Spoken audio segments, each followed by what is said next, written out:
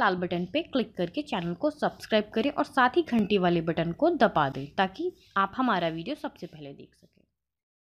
सस्ते दामों में भोजपुरी के ऑडियो वीडियो बनाने के लिए तथा गाना खरीदने के लिए संपर्क करें। धन्यवाद।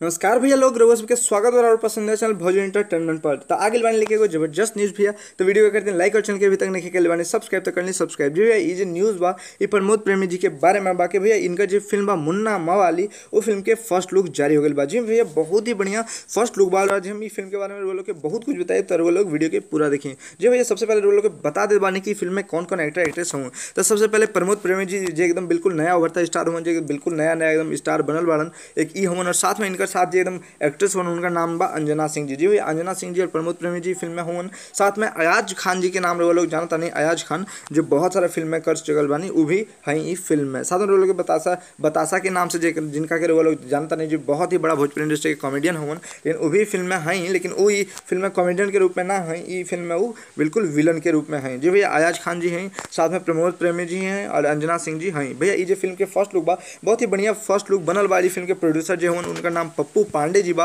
और जे ये फिल्म के डायरेक्टर हुआ उनका नाम रवि देव जी बा। भैया बहुत मतलब बढ़िया फिल्म बनल बाई भैया, और एक नया मतलब कलाकार हुआ प्रमोद प्रेमी जी, और इनका सबसे बढ़िया मतलब जो फिल्म बा इनका तो एक फिल्म आइल बा अभी तक जो चना जोर गरम, और भैया इनका मतलब थर्ड फिल्म बा। इनका पहले भी भोजपुरिया सुल्तान के फिल्म के शूटिंग कर चुकल बड़ा, और ये इनका बाई थर्ड फिल्म बा भैया मुन्ना मवाली। जी भैया इनका तीसरा फिल्म बा और पहला फिल्म इनका चना जोर गरम बहुत ज़्यादा चलल, लोग फिल्म के बहुत ज़्यादा पसंद कैलन। तो यही खातिर उम्मीद बा कि मुन्ना मवाली के भी लोग बहुत ज़्यादा पसंद करें। तो वो लोग कमेंट करके जरूर बताएं कि मुन्ना मवाली के वो लोग के फर्स्ट लुक कैसा लागल बा। बस ऐसे ही प्रकार से प्रमोद प्रेमी जी के वो लोग अपना आशीर्वाद देते रहे ताकि भोजपुरी इंडस्ट्री में ऐसे ही नया नया और अच्छा फिल्म लाते रहन। कि इनका जो फिल्म रहल चना जोर गरम वो बहुत ही ज़्यादा हिट करल। इनका पहला फिल्म रहल चना जोर गरम और मतलब बिल्कुल बम्पर हिट वाला मूवी बन गई बा। तो भैया आज के वीडियो में बस इतना ही बताएं। हमारा उम्मीद बा कि वो लोग के वीडियो अच्छा लगल बा, तो बहुत बहुत धन्यवाद वीडियो के देखे खातिर। बस इसी प्रकार से ही चैनल भोजपुरी एंटरटेनमेंट के प्यार देते रही। हम लोग सबसे फिर मिलब अपन दूसरा वीडियो लेके, तब तक खातिर वो लोग अपन ख्याल रखें। और मुन्ना मवाली की फर्स्ट लुक वो लोग के कैसा लागल बा कमेंट करे खातिर ना भूलें। तो बहुत बहुत धन्यवाद भैया लोग